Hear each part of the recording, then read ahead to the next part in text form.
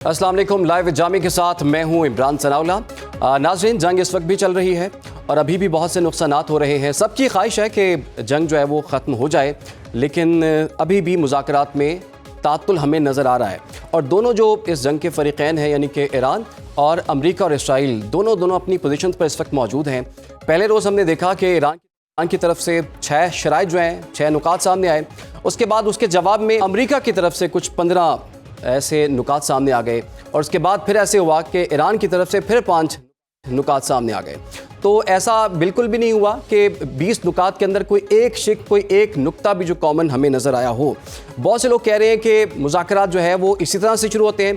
कुछ लोगों का ख्याल है कि मुज़ाकरात जो है वो सिर्फ एक एफर्ट है, आगे कुछ और ही होने वाला है। अभी तक के नुकसानात के हवाले से हम आपको अपडेट करेंगे। जो डिटेल्स सामने आई हैं उसके मुताबिक मशरिक़ वस्ता में जो जंग इस वक्त जारी है, उसमें अमवात की तादाद 4500 से तजावुज़ कर चुकी हुई है। सिर्फ लबनान की बात कर ली जाए तो वहाँ पर 1072 लोग जो हैं वो हलाक हो चुके हुए हैं। इसी तरह से इराक़ में 81 अफराद हलाक हो चुके हैं। अमरीका के इस जंग में अब तक 13 अहलकार हलाक से 6 जो है इराक़ में एक तैयारे में हादसे में हलाक हुए थे। इसी तरह से कतर के मुताबिक एक हेलीकॉप्टर गिरने में 7 अफराद हलाक हुए हैं। मुत्तहिदा अरब अमारात में अब तक 9 अमवात जो हैं रिपोर्ट हुई हैं। अभी तक भी ये जंग चल रही है, हमले हो रहे हैं। लबनान में ख़ास तौर पर हमलों में बहुत तेज़ी आई है, लेकिन ऐसे में कुछ एफ़र्ट्स भी हो रही हैं। ख़ास तौर पर जहाँ पर हम बैठे हुए हैं, पाकिस्तान के अंदर वज़ीर-ए-आज़म शहबाज शरीफ, फील्ड मार्शल आसिम मुनीर और नायब वज़ीर-ए-आज़म और वज़ीर ख़ारजा इसहाक़ डार की जानिब से एफ़र्ट्स की जा रही हैं। दुनिया भी इन एफ़र्ट्स को तस्लीम भी कर रही है और काफ़ी लोग जो हैं होपफुल भी हैं कि ये मुज़ाकरात जो हैं वो आगे बढ़ेंगे। इसी ख़ास सूरत हाल पर हमने बात करने के लिए दावत दी आज चीन रहनुमा मुस्लिम लीग नून और साबिक़ वफ़ाक़ी वज़ीर खुर्रम दस्तगीर खान साहब से। खुर्रम दस्तगीर खान साहब, आपके वक्त का बहुत बहुत शुक्रिया। यकीनन फ़ॉरेन अफेयर्स पर आप एक सनद की हैसियत रखते हैं। ये जो इस वक्त पूरा सिनेरियो बना हुआ है, कुछ लोग काफ़ी पुरुमीद हैं कि मुज़ाकरात होंगे और कामयाब होंगे, और कुछ लोग पहले ये बात कह रहे हैं कि मुज़ाकरात कोई कामयाब नहीं होने, एफ़र्ट करके देख लें। पाकिस्तान की एफ़र्ट्स को आप कहाँ रेट करेंगे, और क्या पाकिस्तान जो है इन मुज़ाकरात में किसी ज़ामिन के तौर पर भी सामने आ सकता है आपके ख्याल में? बहुत शुक्रिया, आपने मौजूद किया। पहले तो हम जरा हकाइक देख लेते हैं कि इस वक्त टेबल पे क्या है। एक तो अब ये कंफर्म है कि सदर ट्रंप की फील्ड मार्शल आसिम मुनीर से आज से 3 दिन पहले एक टेलीफोन पर गुफ्तगू हुई। एक तो उसकी कंफर्मेशन आ चुकी है। दूसरा, सदर ट्रंप ने 2 दफा इस पर बात की है। उन्होंने तो कहा कि जो मुज़ाकरात जारी हैं, एक रात पहले भी हुए थे, 2 दिन पहले भी हुए थे। तो हमारे पास सदर ट्रंप की गुफ्तगू भी है। लेकिन उसके बाद फिर जब प्राइम मिनिस्टर शहबाज शरीफ ने एक ट्वीट किया जिसमें उन्होंने ये पेशकश की कि पाकिस्तान ये रोल अदा करने के लिए तैयार है, तो उसको भी सदर ट्रंप ने रीट्वीट किया, जो कि बड़े गैर मामूली वाकया है। वो कम ही किसी को रीट्वीट करते हैं। और उसके बाद आपका प्रोग्राम शुरू होने से थोड़ी देर पहले वज़ीर ख़ारजा इसहाक़ डार साहब ने ट्वीट करके जो ये मुज़ाकरात का सारा जो सिनेरियो है वो वाज़े कर दिया, और उन्होंने यही कहा कि जी हमें इस मामले में अभी तक जो मुज़ाकरात नहीं हो रहे, पाकिस्तान के जरिए पैगाम रसानी हो रही है। उनके एग्जैक्ट वर्ड्स हैं कि US Iran indirect talks are taking place through messages relayed bye Pakistan. तो पाकिस्तान इस वक्त जो है वो पैगाम रसानी और सहूलतकारी का जो काम है वो कर रहा है। और उसकी बुनियाद यही है कि अमेरिका के साथ भी हमारे ताल्लुकात अच्छे हैं, और गालिबन पाकिस्तान चंद ममालिक में से जिनका नाम ईरान बार बार लेता है कि ईरान का इत्मीनान उस पर मौजूद है। तो लिहाजा इसहाक़ डार साहब ने भी तुर्की और मिस्र का नाम लिया है। हम कोशिश कर रहे हैं कि ये तनाज़ा जो है ये हल हो, और उसमें पाकिस्तान का बराह रास्त ये नहीं कि हमने कोई सालसी करवा के कोई बड़ा बनना है। पाकिस्तान का एक वाज़ेह मफाद है कि अमेरिका इसराइल की जो ईरान के साथ जंग है वो किसी भी सूरत ईरान और अरब ममालिक के दरमियान जंग में तब्दील नहीं होनी चाहिए, वसी तर जंग नहीं होनी, वो पाकिस्तान के मफाद में नहीं है। तो लिहाजा हम अपने लिए भी अपनी जो स्ट्रेटेजिक हमारे प्रेफरेंसेस हैं उसके तहत भी ये कोशिश जारी रखे हुए हैं। और इसमें आपने दुरुस्त कहा कि दोनों तरफ से जो उनके पॉइंट्स हैं वो सामने आ गए हैं। लेकिन ये किसी भी मुज़ाकरात के आगाज में ये कोई गैर मामूली वाकया नहीं है, क्योंकि پہلی جو مطالبے ہوتے ہیں انگریزی میں کہتے ہیں میکسیملسٹ ہوتے ہیں، یعنی زیادہ سے زیادہ حاصل کرنے کی کوشش کی جاتی ہے جی اور پھر مذاکرات کے ذریعے اس پر پھر نیچے نیچے بارگین ہوتا ہے. یہ دیٹ سیڈ پاکستان اپنی سنسیئر کوشش جاری رکھے ہوئے ہے، لیکن صدر ٹرمپ کی اور ان کی انتظامیہ کی جو ساکھ ہے اس پر بھی سوالات موجود ہیں کہ وہ عمان میں فروری کے آخر میں مذاکرات کر رہے تھے تو انہوں نے اچانک جنگ شروع کر دی. اسی وجہ سے ایران کی طرف سے یہ کہا بھی گیا کہ جو اسٹیو وٹکوف اور جو ان کے جیرڈ کوشنر ہیں وہ غالباً اب ایران کے لیے قابل قبول نہیں ہے، اور اسی لیے بار بار اب جو ان کے نائب صدر ہیں جے ڈی وینس ان کا نام آ رہا ہے. تو یہ بھی ایک ایشو ہے. دوسرا ایشو یہ بھی ہے کہ کیا امریکہ اس جو مذاکرات کا جو پیریڈ ہے اس کو استعمال کر کے جو اس نے جاپان سے اپنے میرینز موو کیے ہیں ایک بحری جہاز کے ذریعے، اس کو وقت دے رہا ہے کہ وہ پہنچ جائیں اور کوئی نئی پوزیشننگ کر لے. تو یہ سب چیز اس کا حصہ ہے، لیکن اس سارے معاملے میں پاکستان کی جو سفارتی ساکھ ہے، پاکستان کی دنیا میں جو سٹینڈنگ ہے، الحمدللہ اس میں بہت بیش قیمت اضافہ ہوتا ہے. بالکل آپ ٹھیک کہہ رہے ہیں، اور اس کی ایکنالجمنٹ پوری دنیا میں بھی ہمیں نظر آ رہی ہے. لیکن خرم بات یہ ہے کہ جیسے کہ آپ نے خود بھی ذکر کیا کہ ٹرسٹ ڈیفیسٹ جو ہے وہ بہت بڑھ چکا ہوا ہے. جیسے کہ آپ نے خود بھی ذکر کیا کہ 2 دفعہ جب مذاکرات ہو رہے تھے ان 2 مرتبہ بھی ہم نے یہ دیکھا کہ حملے ہو گئے اس وقت. اب تیسرا موقع مذاکرات کے ٹیبل پر بیٹھنے کا اگر مل رہا ہے تو یہ ٹرسٹ ڈیفیسٹ ہے اس کو کس طرح سے ختم کیا جائے؟ اور خاص طور پر ایک سوال جو کہ پوری دنیا میں پوچھا جا رہا ہے کہ ڈونلڈ ٹرمپ کا ضامن کون ہو سکتا ہے؟ جی ان کا ضامن تو کوئی نہیں ہوگا. وہ تو پھر جب ان رائٹنگ باتیں آئیں گی، کوئی ٹریٹی یا کوئی سیز فائر کا ایگریمنٹ سائن ہوگا، اس کے تحت ہی جو ہے یہ ایگریمنٹ ہوگا. اور یہ ایگریمنٹ اس وقت تک بھی نہیں ہو سکتا میری نظر میں، کیونکہ اس میں ایک پیچیدگی ضرور ہے کہ یہ گارنٹی جو ایران کو چاہیے کہ اسرائیل اس کے اوپر دوبارہ حملہ نہیں کرے گا یا امریکہ دوبارہ حملہ نہیں کرے گا، یہ ایک سائڈ ہے. لیکن دوسری سائڈ پہ جو عرب ممالک ہیں وہ بھی اس کے فریق ہیں، ان کو بھی یہ گارنٹی چاہیے کہ ایران ان پر حملہ آور نہیں ہوگا.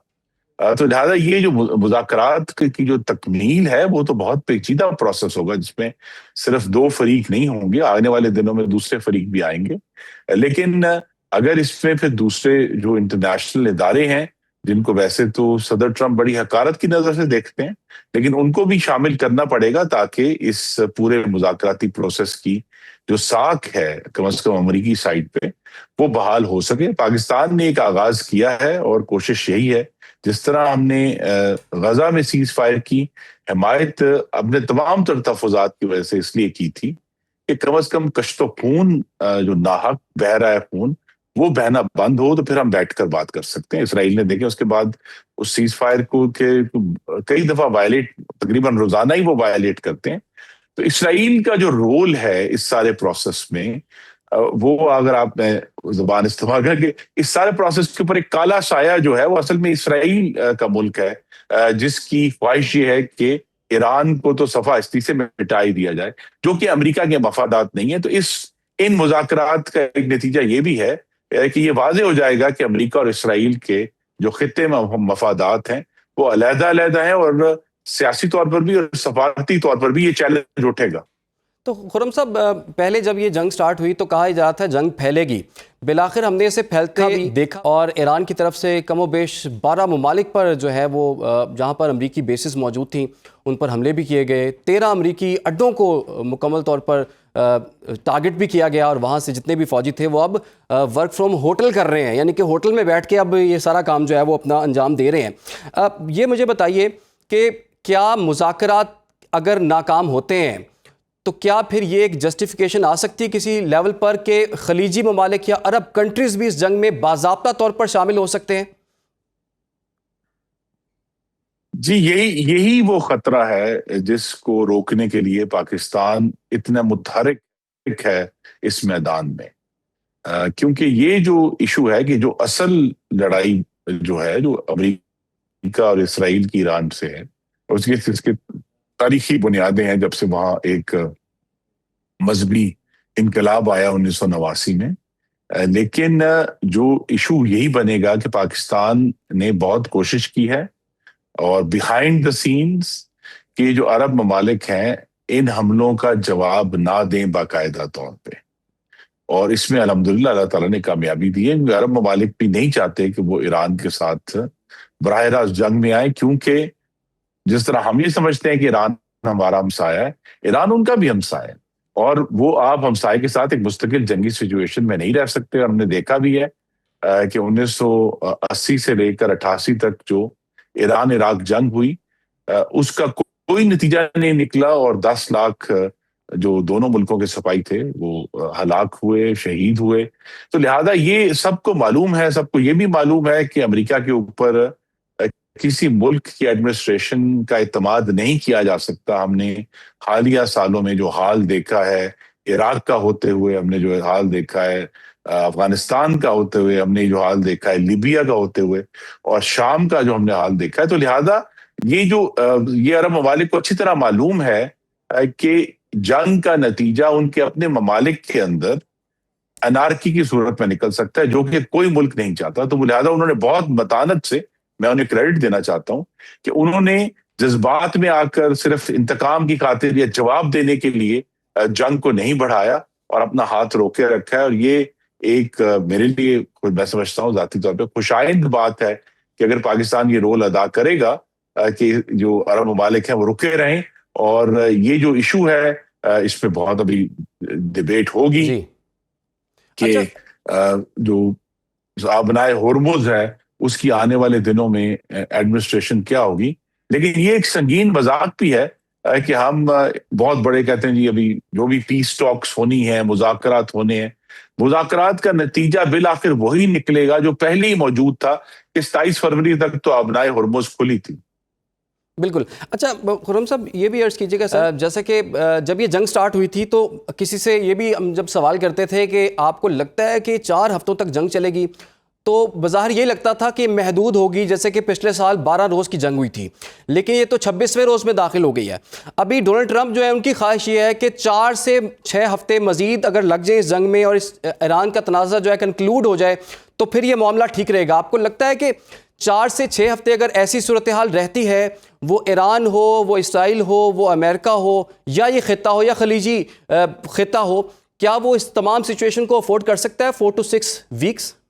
جی ایران افورڈ کر سکتا ہے, کیونکہ ایران نے ایک بہت ہی غیر معمولی طاقت اور ریزیلینس کا مظاہرہ کیا ہے. یہ ایران کو ہم کہہ سکتے ہیں کہ کوئی عسکری کامیابی اس طرح نہیں حاصل ہوئی, لیکن انہوں نے جس طرح اپنی عسکری جو بھی ان کے پاس محدود طاقت تھی اس کا استعمال کر کے دنیا کی معیشت کو مفلوج کر دیا ہے, اور دنیا کو مجبور کیا ہے کہ وہ اس کی طرف دیکھے کہ جہاں سے 20% تیل اور 20% گیس نکلتا ہے, وہ جو آبنائے ہرمز ہے وہ ایران کے رحم و کرم پر ہے. یہ بات اب اسٹیبلش ہو گئی ہے, اور ایران نے بہت کم ہتھیار, بہت کم مائیگی میں یہ اپنی جو طاقت کا بڑا محدود استعمال کیا. اس طرح ایران نے جو عرب ممالک ہیں اس پر بہت ٹارگیٹڈ حملے کیے. انہوں نے اوور آل کوئی اٹیک نہیں کیا جس کو ہم جنگی حملہ جو ہے سمجھیں کہ بہت میجر اٹیک کیا ہے. تو لہذا ایران نے بڑا سوچ سمجھ کر اپنی جو طاقت ہے اس کو استعمال کیا ہے, ریشننگ کر کے استعمال کیا ہے. دوسری طرف امریکہ اپنے مفادات جو تھے وہ حاصل کر چکا ہے. اس کا یہ جو کوشش تھی, انہوں نے کہا بھی کہ ایک تو ڈونلڈ ٹرمپ نے جون 2025 میں کہا تھا کہ انہوں نے ان کی ایٹمی جو قوت ہے اس کو اوبلیٹریٹ کر دیا, یعنی صفحہ ہستی سے مٹا دیا. اور ابھی بھی ان کی جو ایران کی بہت نقصان ہوا ہے, ایران کا جو ان کی نیول ایبلٹیز تھیں, جو ان کی بہت ساری جو عسکری جو پورا انفراسٹرکچر تھا اس کو انہوں نے تباہ کر دیا. لیکن اب جو ایشو ہے, کیا امریکہ کے مفاد میں ہے کہ وہ مزید بمباری کرے؟ یہ بات واضح ہے کہ جتنے جو وہ پیش رفت کر چکے ہیں اس سے زیادہ تو پیش رفت نہیں ہو سکتی. تو انگریزی میں کہتے ہیں ڈیمینشنگ ریٹرنز آ چکے ہیں امریکہ کے ایران پر اٹیک کے. پھر میں کہوں گا وہ جو کالا سایہ ہے پیچھے اسرائیل کا, اس کی وجہ سے سارا معاملہ جو ہے وہ پیچیدہ ہو رہا ہے, کیونکہ جو امریکی جوائنٹ چیفز ہیں وہ وعدے کر چکے ہیں کہ امریکہ اپنے عسکری اہداف جو ملٹری ایمز تھے وہ حاصل کر چکا ہے. اب ایشو صرف یہ رہ گیا ہے کہ جو اکنامک بلاکیج ہے جو دنیا کے اندر آبنائے ہرمز کا سٹاپیج ہے, جس کی وجہ سے تیل رکا ہوا ہے, گیس رکی ہوئی ہے, اب کھاد کا مسئلہ بھی اٹھ رہا ہے دنیا میں, کیونکہ کھاد بھی ان ملکوں سے نکلتی ہے جہاں سے تیل پیدا ہوتی ہے. تو لہذا وہاں جو ہے یہ ایشو بڑا سنجیدہ ہے, اور یہ وقت لے سکتا ہے. جس طرح میں نے کہا کہ پہلے بھی کہ جب فائنل نیگوسیشن ہونی ہے اس کے اندر عرب ممالک کو بھی شامل کرنا پڑے گا, اور یہ سوال کھڑا رہے گا جو آپ نے درست کہا کہ ڈونلڈ ٹرمپ کی گارنٹی کون دے گا, اس وقت تو کوئی نہیں دے سکتا. بالکل. اچھا خرم صاحب, جیسے کہ ابھی آپ نے کالے سائے کی بات کی ہے, اسرائیل کے کالے سائے کی, تو ہمارا بھی تو ایک خطہ ہے جہاں پر ایک اور کالا سا مودی کی شکل میں ہے. جب سے پاکستان کو ایک اہم رول ملا ہے, پوری دنیا اسے دیکھ بھی رہی ہے, اس کی پذیرائی بھی ہو رہی ہے, تو مودی پر کافی دباؤ بڑھ گیا ہے. اب جو انڈین وزیر خارجہ ہے جے شنکر, ان کا آپ نے غیر پارلیمانی بیان بھی دیکھا ہی ہوگا, پاکستان کے خلاف ایک مرتبہ پھر سے انہوں نے ہرزہ سرائی جو شروع کر دیا ہے. اب یہ اپنی جو ہے شرمندگی چھپانے کے لیے وہ یہ سب چیزیں کر رہے ہیں, چونکہ اس اتنے بڑے کانفلکٹ میں انڈیا کا نہ تو کسی نے رول مانگا ہے اور نہ ہی کسی نے اس سے بات کی ہے. تمام نظریں اسلام آباد پر ہیں, پاکستان پر ہیں. جی, یہ ایک بہت ہی غیر متوقع واقعہ ہوا ہے. پاکستانیوں کو تو اللہ کا شکر ادا کرنا چاہیے کہ پچھلے ایک سال میں معرکہ حق جب سے شروع ہوا, پاکستان نے ہندوستان کو شکست دی.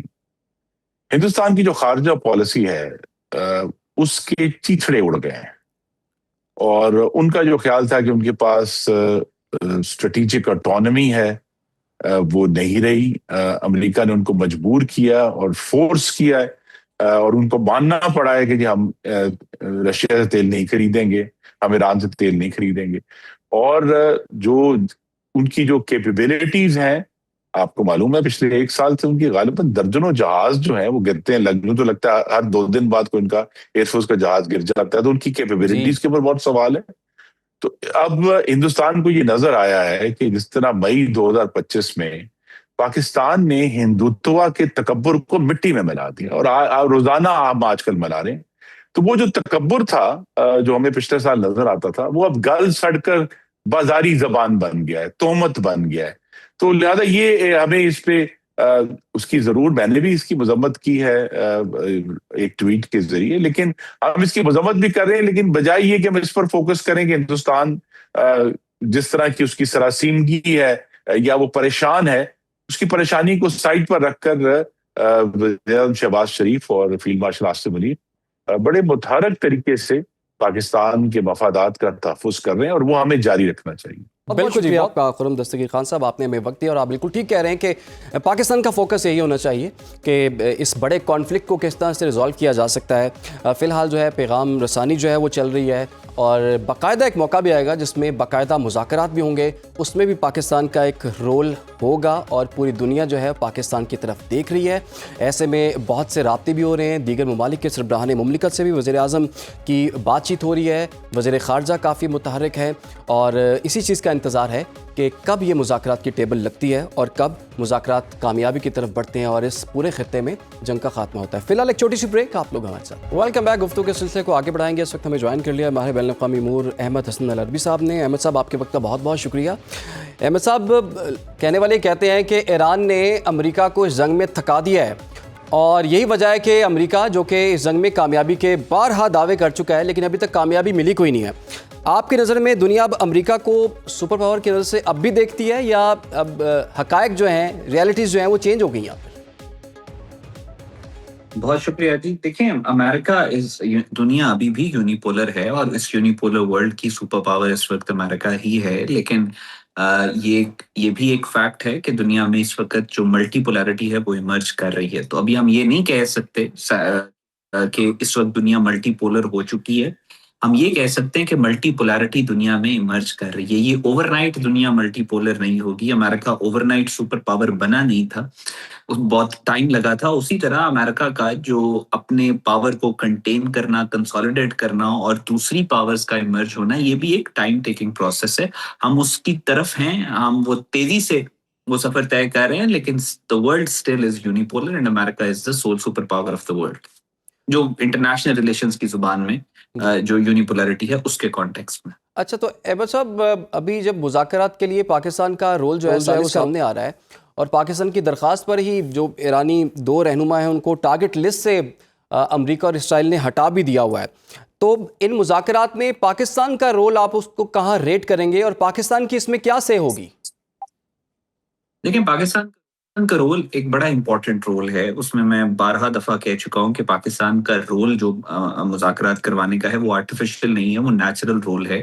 نیچرل رول اس طرح سے ہے کہ پاکستان کی اپنی تو ہماری مڈل ایسٹ کے اندر سیکورٹی گارنٹیز دینا، مڈل ایسٹ کے اندر سیکورٹی امبریلا دینا، نیٹ علاقے کا net stabiliser, regional net stabiliser بننا، سیکورٹی پرووائڈر بننا، وہ پاکستان کی کوئی خواہش شاید اس طرح سے ہو یا نہ ہو، لیکن وہ نیچرلی پاکستان اس رول کے اندر فٹ ان ہو گیا کہ جس طریقے سے ہم نے انڈیا کو دھول چٹائی اور اس کے بعد جو ہمارے آؤٹ کمز سے اس کو ہم نے اپنی ملٹری ڈپلومیسی، کنونشنل ڈپلومیسی کے تھرو ان آؤٹ کمز کو ہم نے ٹرانسلیٹ کیا اپنی فارن پالیسی میں.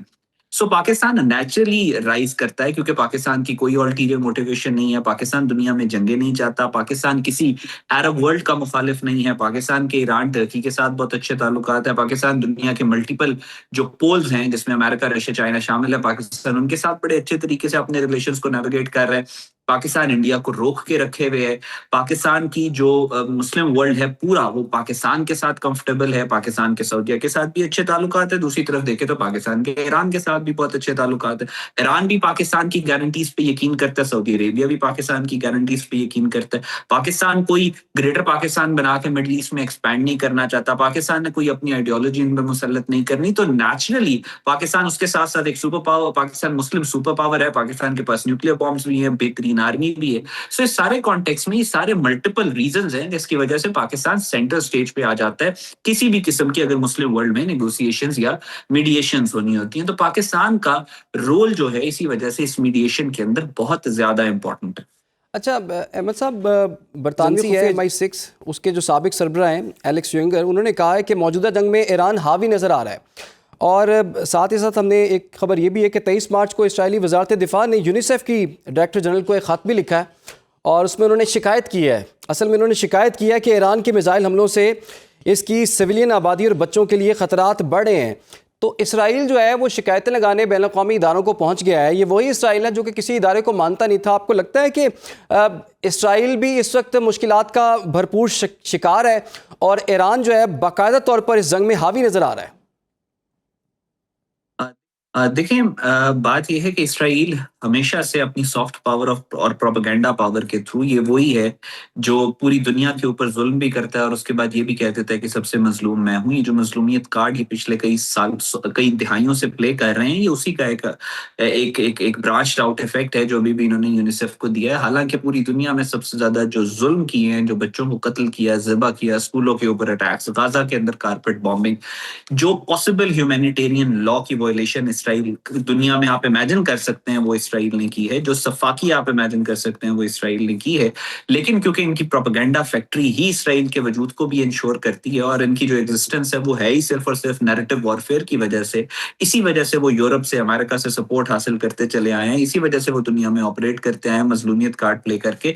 یونیسیف والے معاملے میں بھی انہوں نے یہی کیا ہے اور یہ بڑی کیئرفلی کرافٹ کرتے ہیں اپنی فارن پالیسی کو اور اپنی انفارمیشن وارفیئر کو. مظلوم کیسے بننا ہے، دنیا کے ایموشنز اپنے ساتھ کیسے ریلی کرنے ہیں، وہ یہ ہمیشہ سے اسرائیلیز کرتے آئے. لیکن اب یہ سارے جو ٹوٹکے ہیں اور اب یہ جو سارے ان کے انیشیٹیوز ہیں یہ فیل ہوتے چلے جا رہے ہیں کیونکہ اسرائیل از بیڈلی ایکسپوزڈ، پوری دنیا کے سامنے بری طرح ایکسپوز ہو چکے. جہاں تک اسرائیل کی کمزوری کی بات ہے تو یس آئی بلیو کہ اسرائیل اپنی تاریخ میں اس وقت سب سے کمزور ہے. اسرائیل کے اندر میں ایگزامپل آپ کو دیتا ہوں، 2019 سے 22 کے درمیان میں 5 الیکشنز ہوئے ہیں. پولیٹیکل ٹرموائل بے تحاشا، 100 سے زائد پروٹیسٹ ہو چکے ہیں پولیٹیکل گورنمنٹ کے خلاف. 5% اسرائیل چھوڑ کے جا چکے ہیں. اسرائیل کی ٹیک انڈسٹری اسرائیل کو چھوڑ کے یورپ اور امریکہ کے اندر شفٹ ہو رہی ہے. اسرائیل کے اندر ملٹیپل کرائسز ہیں جو ایمرج کر رہے ہیں. پولیٹیکل گورنمنٹ کے اوپر کوئی ٹرسٹ نہیں کر رہا. نیتن یاہو سب سے ہیٹڈ پرائم منسٹر ہے. اسرائیل سب سے ہیٹڈ کنٹری ہے پوری دنیا کے اندر. انگلینڈ، امریکہ جو ہے وہ اپنی سپورٹ کو پل آؤٹ کرنا چاہ رہا ہے اسرائیل کے پیچھے سے. یورپ اسرائیل کو سپورٹ کرنے کے لیے تیار نہیں ہے. پرانے الائز اسرائیل کے ساتھ کھڑے ہونے سے کتراتے ہیں کیونکہ اگر وہ نیتن یاہو کے ساتھ کھڑے ہوں تو ان کے خلاف یورپین کیپٹلز کے اندر جو ہے وہ پروٹیسٹ ہوتے ہیں، لوگ ان کو نکالنے کی بات کرتے ہیں اقتدار سے. تو یس آئی بلیو اسرائیل اپنی تاریخ میں سب سے کمزور جو ایسپیکٹ ہے اس کے اوپر اس وقت، سب سے کمزور ایشلون کے اوپر اس وقت کھڑا ہے. اور آئی کین سیفلی سے کہ اسرائیل کا وجود اس وقت شدید خطرے میں ہے. اگر مسلم ورلڈ اپنی اسٹریٹجی کو کیئرفلی کرافٹ کرے تو یہ جو خنجر مسلمانوں کے قلب میں کھپا ہوا ہے یہ بہت ود ان نو ٹائم یہ وہاں سے نکل سکتا ہے, لیکن ایموشنز کے ساتھ نہیں, جی کیئرفلی کرافٹڈ فارن پالیسی کے ساتھ. ٹھیک ہے. تو احمد صاحب یہ بتائیے, مذاکرات کی باتیں بھی چل رہی ہیں لیکن اس کے ساتھ ساتھ کچھ منصوبے بھی سامنے آ رہے ہیں. ایرانی جو اسپیکر ہیں انہوں نے انکشاف کیا ہے کہ امریکہ ایک ملک کے ساتھ, علاقائی ملک کے ساتھ مل کر ایرانی جزیرے پر قبضے کا منصوبہ بنا چکا ہے. ادھر ایران نے ممکنہ حملوں کے پیش نظر جو ہے وہ خاک جزیرے پر جنگ کی تیاریاں بھی شروع کر دی ہیں. کوئی ایسی نوبت آ سکتی ہے؟ واقعی سنجیدگی سے امریکہ اس بات پر غور کر رہا ہے کہ بوٹس آن گراؤنڈ ہونی چاہیے؟ اگر ایسا ہو گیا تو جس طرح کی وہ جگہ ہے, جس طرح کا پورا خطہ ہے, تو مزید باڈی بیگز امریکہ کو اٹھانے پڑ سکتے ہیں. کیا امریکہ اس ٹائم میں وہ افورڈ کر سکتا ہے؟ جی, تقریباً 1 مہینہ پہلے ڈونلڈ ٹرمپ نے وینزویلا والے واقعے کے بعد جب آئل ریفائنریز کے سی اوز کو اپنے وائٹ ہاؤس میں بلایا تھا تو ایک سائڈ پہ جے ڈی وینس اور دوسری سائڈ پہ مارک روبیو کو بٹھا کے کہا تھا that boots on ground is not an option. اگر American boots on ground Iran میں آتے ہیں, پاسبلٹی کچھ بھی ہو سکتی ہے. جنگ کے دوران انسرٹن انوائرمنٹ ہوتا ہے, کوئی ذرا سا ایک لمحے کی مسٹیک اور جنگ کہاں سے کہاں چلی جاتی ہے. تو ہم نے پریکٹیکلی دیکھا ہے پچھلے 10 سالوں کے اندر جو جنگیں امریکہ نے لیڈ کی ہیں اس کے اندر امریکہ اگر boots on ground middle east کے اندر لے کے آتا ہے تو وہ پھر یہ نہیں ہوگا کہ چند ہفتوں کے لیے, چند مہینوں کے لیے, پھر سالوں کے لیے امریکہ پھنس جائے گا اس دلدل کے اندر. امریکہ کے بوٹس آن گراؤنڈ جو مڈل ایسٹ کے اندر لانے کی اگر یہ لے کے آتا ہے تو رشینز کو سب سے زیادہ فائدہ ہوگا, چائنیز کو سب سے زیادہ فائدہ. رشینز یہ کہتے ہیں کہ we'll turn Middle East into America's Ukraine. سو امریکہ کے لیے اگر بوٹس آن گراؤنڈ اسرائیل کے پریشر میں آ کے وہ لے کے آتا ہے تو امریکہ کے لیے it is going to be a suicide, which I hope that America is not going to do, but there are chances, yes chances موجود ہیں کہ اے پیک یا اسرائیلی لابی جو ہے وہ اوور کم کر سکتی ہے اور بوٹس آن گراؤنڈ آ سکتے ہیں. آپشن کو بالکل میں نکال نہیں رہا. ٹھیک ہے. اچھا, اس کے ساتھ ساتھ امریکہ ایران جو ہے یہ جو اگر بوٹس آن گراؤنڈ آتے ہیں تو یہ چیز ایران کو فیور کرے گی ان سینس کہ جیوگرافی جو ہے وہ کیونکہ گھر کے اندر بیٹھ کے یہ جنگ لڑیں, اور اسرائیل کو بھی یہی خواہش ہے. رائزنگ لائن 1 کے بعد سے یہ کوشش اسرائیل یہی کر رہا تھا کہ امریکن بوٹس آن گراؤنڈ آئیں.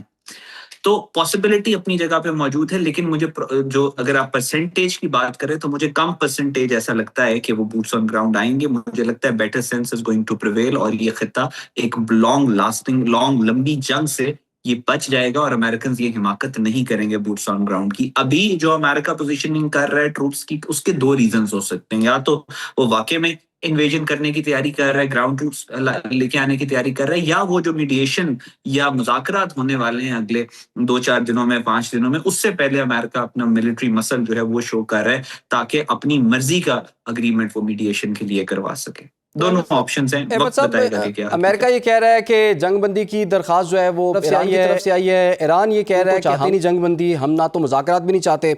تو لیکن دوسرے ممالک جو دیگر فریقین ہیں وہ مذاکرات کی ٹیبل پہ بٹھانے کے لیے ایفرٹ بھی کر رہے ہیں. اگر یہ دونوں فریق مذاکرات کی میز پر نہیں بیٹھتے تو پھر پاکستان جیسے دوسرے سہولت کار ملک ہیں وہ اس خطے کے مفاد میں آپ کے خیال میں کیا کر سکتے ہیں؟ دیکھیں, جو اگر جنگ بندی ہونی ہے یا نہیں ہونی, سب سے پہلے تو اس جنگ کے جو فریقین ہیں انہوں نے ڈیسائیڈ کرنا ہے. امریکہ, اسرائیل اور ایران نے ڈیسائیڈ کرنا ہے کہ ان کئی چاہتے ہیں جنگ بندی کروانا یا نہیں. امریکہ مجھے لگتا ہے کہ جس طرح انہوں نے خامنہئی جو سپریم لیڈر, ایران کے سپریم لیڈر کی شہادت کے بعد امریکن جو اسٹیٹمنٹ سامنے آنا شروع ہوئی کہ ہم نے حملہ نہیں کیا, حملہ ایران نے کیا, ہم نے تو صرف انٹیلیجنس دی تھی, رجیم چینج ہمارا پرپس نہیں تھا, ٹرمپ کے خلاف جو احتجاج شروع ہو گئے امریکہ میں, اس سے یہ بات واضح ہوتی ہے کہ امریکہ نہیں چاہتا کہ وہ اس جنگ کو مزید لے کے چلے. وہ پریکٹیکلی افورڈ نہیں کر سکتا. ریزن یہی ہے, اس کی خواہش اپنی جگہ کے اوپر جو بھی ہے, لیکن practically America can not afford another war کہ جب اس کے اوپر 37-38 ٹریلین ڈالر کا قرض ہے. سو امریکہ تو نہیں چاہتا کہ یہ جنگ ہو. دوسری طرف ایرانیز ہیں, ظاہر ہے ایرانیز بھی نہیں چاہتے کہ وہ ایک لمبی جنگ کے اندر اپنے آپ کو لے کے چلیں, اور ان کے لیے بہتر آپشن یہی ہے کہ جنگ رکے, ڈی ایسکلیٹ ہو, ان کے اوپر سے سینکشنز بھی اٹھیں, سینکشنز کم ہو اور اکنامکلی وہ اپنے آپ کو اسٹیبل کریں. لیکن ایک اسرائیلی ایلیمنٹ جو ہے وہ باقاعدہ طور پہ موجود ہے جو اس جنگ کو بڑھانا چاہے گا. दूसरी तरफ जो इरानियंस हैं, जो ईरान की स्ट्रेटजी है जीसीसी को लेके, वही एग्जैक्टली जो इसराइल चाहता था कि वो पूरे मुस्लिम ममालिक के अंदर एक फसाद करवा दे, फॉल्स फ्लैग ऑपरेशन करवाए और मुस्लिम ममालिक आपस में लड़ें। ईरान को इस मामले में भी केयरफुल रहना चाहिए, क्योंकि ये एक दूसरा स्पॉइलर होगा। अगर ईरान वाकई में इंटेंट है ईरान का डीएस्केलेशन का, जंग बंदी का, तो ईरान को अपने जो हमले हैं जीसीसी कंट्रीज के ऊपर, स्पेशली सऊदी अरेबिया के ऊपर, वो खत्म करने होंगे। क्योंकि आपने देखा कि वेस्ट की या इसराइल की यही ख्वाहिश रही है, अभी भी जो वेस्टर्न निकलते आ रहे हैं कि सीज फायर हुई है, तो फिर सऊदी अरेबिया ने कहा है अमेरिका को कि नहीं, आप सीज फायर ना करिए। जो प्रोपेगेंडा आर्टिकल, ये तो झूठ छप रहा है, ये सारे का सारा इसी वजह से छप रहा है कि किसी तरह मुस्लिम कंट्रीज आपस में लड़ें। सऊदी अरेबिया ने बड़ा वाइजली इस सारी प्रॉब्लम के दौरान में नेविगेट किया और उन्होंने बड़ी स्ट्रेटेजिक रिस्ट्रेंट का मुजाहरा किया। लेकिन ये सारे जो स्पॉयलर्स मैंने आपको बताए कि इसराइल का स्पॉयलर है कि वो फॉल्स फ्लैग ऑपरेशन करे या वो अटैक्स करना शुरू कर दे, या Iran GCC country Saudi Arabia के ऊपर मजीद हमले करे, तो ये सारे स्पॉयलर्स हैं जो फिर डीएस्केलेशन नहीं होने देंगे। अदरवाइज स्टेज जो है डीएस्केलेशन के लिए बड़ा हमवार है। इतना बड़ा कॉन्फ्लिक्ट है और पूरी दुनिया की नजर है, लेकिन रूस और चाइना जैसे जो बड़े प्लेयर्स हैं, अब उनका जो इसमें बड़ा कैलकुलेटेड किस्म का रोल जो है वो नज़र आ रहा है, बड़ा कैलकुलेटेड वो लोग चल रहे हैं।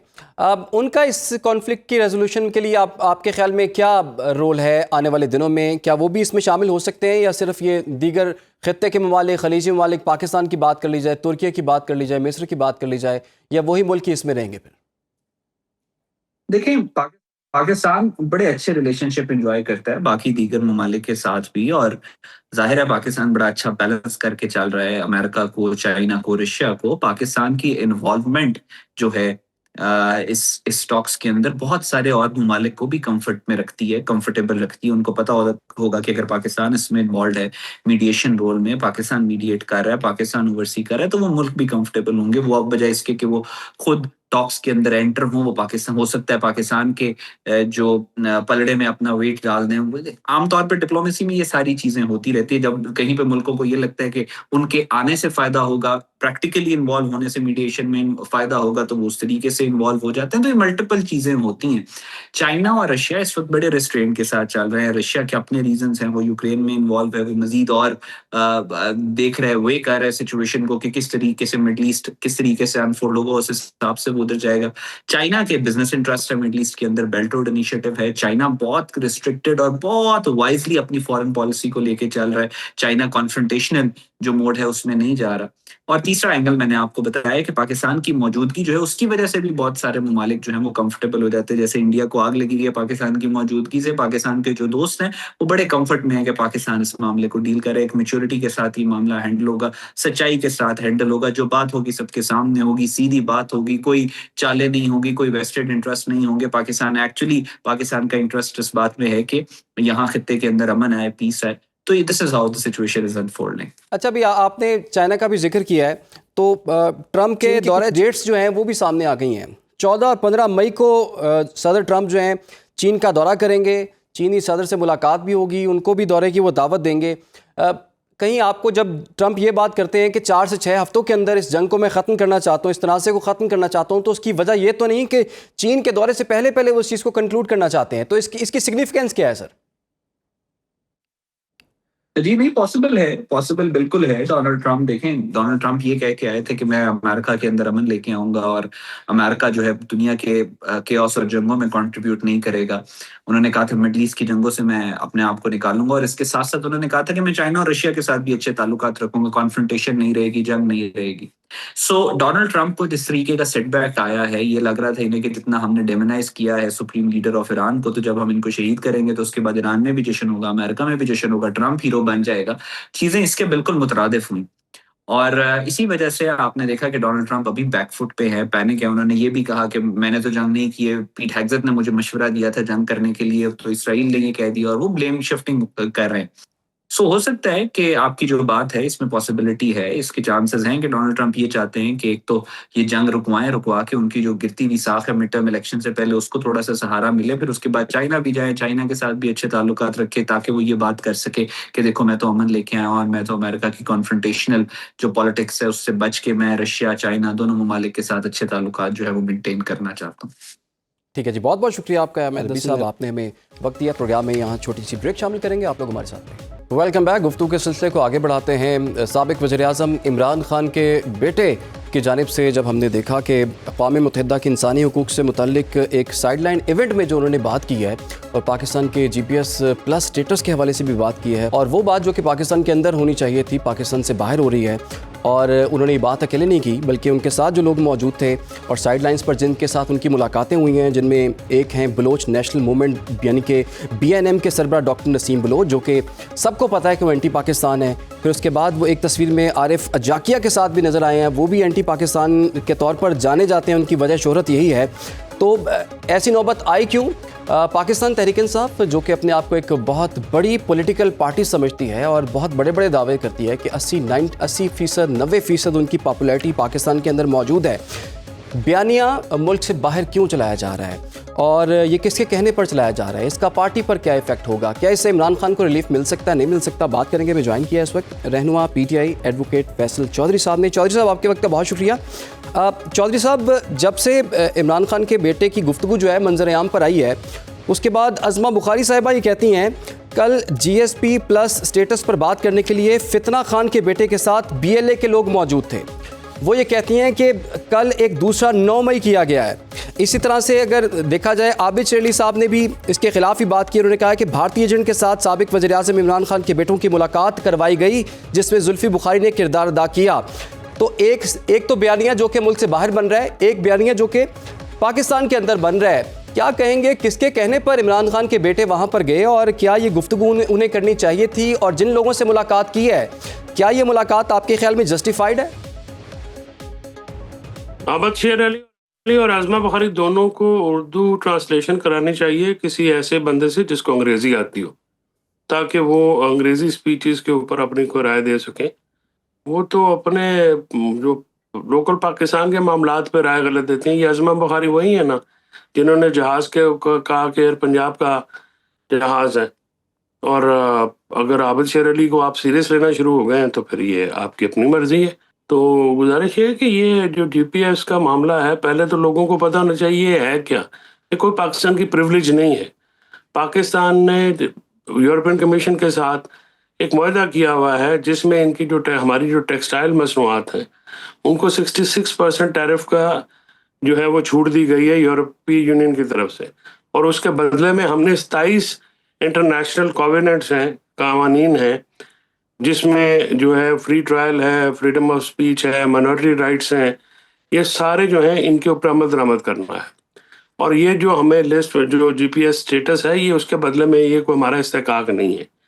और ना ही इमरान खान साहब के साहबजादे ने ये बात की है कि GPS को जो है वो आप करें, बल्कि आप उनकी तकरीर अगर सुन लें ये तो इनको पता लगेगा कि जुल्फी बुखारी ने स्पेसिफिकली ये कहा कि हम नहीं चाहते कि आप इसको सस्पेंड करें, बट ये जो आप मुआहदे के तहत पाकिस्तान अपने शहरियों को जिस तरह से ट्रीट करने की एक प्लेज है, वो प्लेज आप इन्फोर्स कराएं। और वो होनी चाहिए। पाकिस्तान में कोई जुडिशल सिस्टम नहीं रह गया, बुनियादी हकूक ख़त्म हो गए हैं, ये फैक्ट है। ये पाकिस्तान के अंदर भी और पाकिस्तान के बाहर भी ये बात है। बाकी जिन लोगों का नाम लिया, मैंने ज़िंदगी में पहली बार सुना है, ना मेरे लिए वो कोई अहम है, BLA या जो भी है, वो हो ना हो, वो पाकिस्तानी रियासत के दुश्मन हैं। हम उनको दुश्मन कंसिडर करते हैं, हमेशा से करते हैं। और ये मुलाकात यूरोपियन कमीशन के साथ थी, उनके साथ नहीं थी। लिहाजा ये जो रूमर फैक्ट्री है, अफवाह साजी की फैक्ट्री है, ये बंद होनी चाहिए। अच्छा, तो चौधरी साहब, अभी हम देख रहे हैं कि एक अरसे से बानी की मुलाकात नहीं करवाई जा रही उनकी बहनों से, और आपको तो पता है कि वज़ीर आला KP जिन्होंने एक तहरीक चलानी थी, उनकी भी मुलाकात नहीं हो पा रही। अब इमरान खान की रिहाई से मुतालिक भी वो कुछ मूवमेंट चलाने की बात कर रहे हैं। 8 फरवरी को भी एक एहतजाज हुआ, वो भी कोई खातिर खा नहीं था। तो इस तमाम तर रश के अंदर आपको क्या लगता है कि क्या ऐसे इक़दाम पाकिस्तान तहरीक इंसाफ को करने चाहिए, और फैसले कौन ले रहा है कि कम अज़ कम जो आपके असीर कैदी हैं, जेलों के अंदर मौजूद हैं, उनकी रिहाई अमल में लाई जा सके, या एटलीस्ट जो है वो एक अरसे से जो आप पाकिस्तान तहरीक इंसाफ का मुतालबा है कि हमें पॉलिटिकल स्पेस नहीं दी जा रही, वो मिल सके? सबसे पहले तो आपको जो इमरान खान साहब ने टीमें लगाई हुई हैं वो बदलने की जरूरत है, क्योंकि वो तो डिलीवर नहीं कर पा रही ना कोई सियासी हिकमत अमली, ना कोई लीगल हिकमत अमली दे पा रही। तो जब तक आप नाकाम तजर्बे कर करके आप समझें कि ये तजर्बात जो हैं ये पॉजिटिव साइड पर निकलेंगे, नाकाम तजर्बे का रिजल्ट वही रहना है। تو اگر وہ دوبارہ کریں گے تو دوبارہ کر رہے ہیں، اس کا نقصان بھی ان کو ہو رہا ہے. سب سے پہلی بات تو یہ ہے. دوسری بات یہ ہے کہ کوئی ایسے پولیٹیکل لوگ آئیں جو کوئی فیصلہ لے سکیں اور سیاسی حکمت عملی دے سکیں. اس کے باوجود اس کے بغیر تو نہیں ہوگا نا جی. یہ خواہشات اپنی جگہ ہیں، لیکن آئیڈیا ایک خیال ہے، اس کو عملی جامہ بنانے کے لیے یا اس کی ایگزیکیوشن کرنے کے لیے بھی تو کوئی چیزیں چاہیے ہوتی ہیں، وہ نہیں ہے ان کے پاس. تو وہ اس کی ضرورت ہے. تحریک انصاف کو بطور پولیٹیکل پارٹی جو ہے وہ اپنا اسپیس حاصل کرنے کی ضرورت ہے. اس کے لیے حکمت عملی بنانے کی ضرورت ہے. سہیل آفریدی سمیت میں نہیں سمجھتا کہ پولیٹیکلی میچور لوگ ہیں.